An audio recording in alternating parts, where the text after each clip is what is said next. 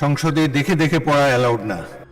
সংসদে দেখে দেখে পড়া অ্যালাউড না, কথাটি বলেছেন ত্রয়োদশ জাতীয় সংসদের স্পিকার হাফিজউদ্দিন আহমদ।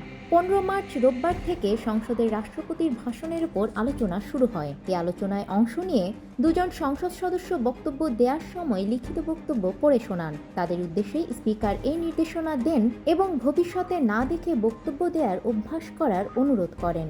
আমি অত্যন্ত বিনয়ের সাথে আপনার দৃষ্টি আকর্ষণ করছি, সংসদে দেখে দেখে পড়া অ্যালাউড না। কিন্তু কেন তিনি এমনটা বললেন? মূলত বাংলাদেশের জাতীয় সংসদের কার্যপ্রণালী বিধি অনুযায়ী এটি একটি প্রতিষ্ঠিত রীতি। বাংলাদেশ সংবিধানের 75 অনুচ্ছেদের 1 ক অনুযায়ী সংসদ নিজের কার্যপ্রণালী নিয়ন্ত্রণ করার জন্য বিধি প্রণয়ন করতে পারে। এই বিধির অধীনে সংসদীয় প্রথা অনুযায়ী কোনো সদস্য সাধারণত তার বক্তব্য লিখে এনে হুবহু পড়তে পারেন না। সংসদীয় রীতিনীতিতে সংসদ সদস্যের বক্তব্য হতে হবে স্বতঃস্ফূর্ত এবং উপস্থিত বুদ্ধিমত্তায়।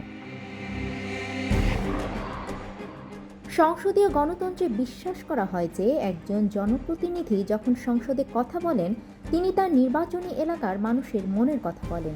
দেখে পড়ার অর্থ হলো বক্তব্যটি সম্ভবত অন্য কারো লিখে দেয়া বা তৈরি করে দেয়া, যা সদস্যের নিজস্ব চিন্তার থেকে নাও হতে পারে। সংসদ হচ্ছে বিতর্কের জায়গা। কেউ যদি আগে থেকে লিখে আনা কাগজ দেখে পড়েন তবে সেখানে অন্য সদস্যদের যুক্তির তাৎক্ষণিক জবাব দেওয়া সম্ভব হয় না। অনেক সময় লিখিত বক্তব্য অনেক বড় এবং অপ্রাসঙ্গিক হয়ে পড়ে, যা সংসদের মূল্যবান সময় নষ্ট করে। তবে কোনো আইন, বই বা প্রতিবেদনের সুনির্দিষ্ট অংশ উদ্ধৃত করার সময় দেখে পড়া যায়। সরকারের মন্ত্রীরা যখন বাজেট পেশ করেন বা জটিল কোনো নীতিগত ঘোষণা দেন তখন তথ্যের নির্ভুলতা রক্ষায় তারা লিখিত বক্তব্য পাঠ করেন। অনেক সময় নতুন সদস্যদের জড়তা কাটানোর জন্য স্পিকার সাময়িকভাবে পয়েন্ট দেখে বলার অনুমতি দেন। ছোট চিরকুট বা বুলেট পয়েন্ট হাতে রাখা যায় যাতে মূল পয়েন্টগুলো ভুলে না যান।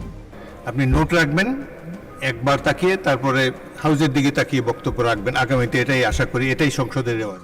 কার্যপ্রণালী বিধির রক্ষক হলেন স্পিকার।